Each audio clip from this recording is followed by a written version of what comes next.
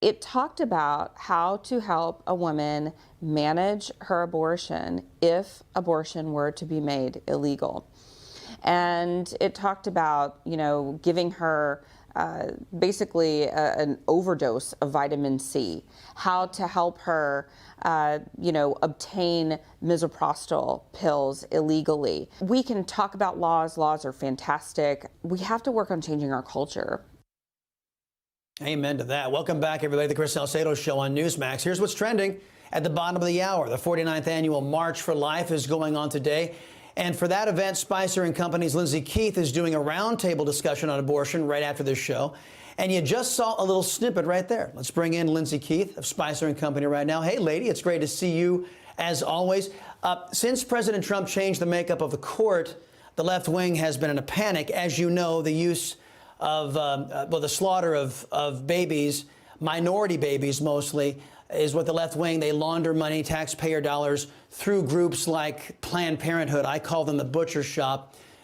They fund their political campaigns with that money. But even Ruth Bader Ginsburg thought Roe versus Wade was wrongly decided. Do you get a sense there's momentum and enthusiasm in the pro-life camp that this country is moving, our culture, moving to return debate back to the states and overturn Roe versus Wade? Well, it's good to see you. I do think so. If you looked at the march this morning, it was amazing. So many young people out there fighting. And sometimes I think when we think about the pro-life movement, we think of older people, but it's really the youth who we had Kristen Hawkins on. You'll see her later this evening on the roundtable discussion. She is the president of Students for Life for America. And she said this next generation is the pro-life generation because they really understand the science and they don't buy it when you have people like Planned Parenthood saying, hey, it's just a piece of tissue in there. It's not a life. And they've dehumanized the life in order so that they can say it's okay to kill it. But the new generation is saying, no, the science really doesn't back this up. So you're telling me something doesn't align with the truth of science. And so therefore, I don't know if I can believe that. And so she said, because of that, we're going to see this sweeping change amongst our country, which is so encouraging to hear. And other people talking about changing the hearts and the minds of these people and having these holistic conversations about abortion in a way that's never been had, a compassionate way, because as you know, many people over the last 49 years have had abortions. And so you have women out there that are hurting, they're suffering, and they need people to counsel them for what they're grieving and the loss that they've had. Yeah, that is such a great point. There have been so many women who have bought this empty promise of the American left, and they've experienced it. And it's nothing about this glorious expression of freedom that they say. Many people are starting to say, no, that was a life and I took it.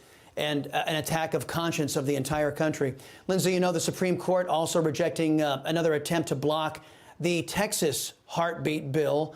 And the Mississippi law decision will be out, decided by the Supreme Court this summer. Of those two approaches, which one do you think is going to serve best to either weaken or help abolish Roe versus Wade?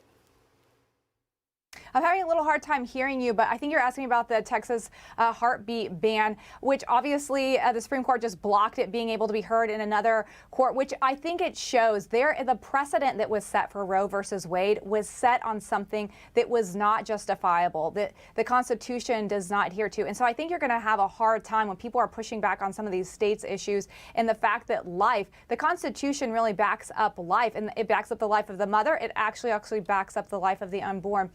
And so it'll be interesting. People say you can't read the tea leaves of what's happening here, what the Supreme Court will rule, but you will see states start to speak out about life even more. We saw California. Governor Newsom says he wants his state to be a sanctuary city for death, for abortion. New Jersey, Governor Murphy, same thing there. Where you're at in Texas, obviously you've all have been championed for life. And you're going to see some of these states start being more outspoken. They're going to have to choose one way or the other. I don't think you're going to see a lot of a blue, or I should say purple area there. They're really going to be a divided issue on this.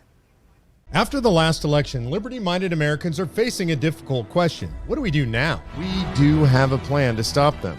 This is the only plan that bypasses Biden and Congress to save the republic. Sign the petition at conventionofstates.com.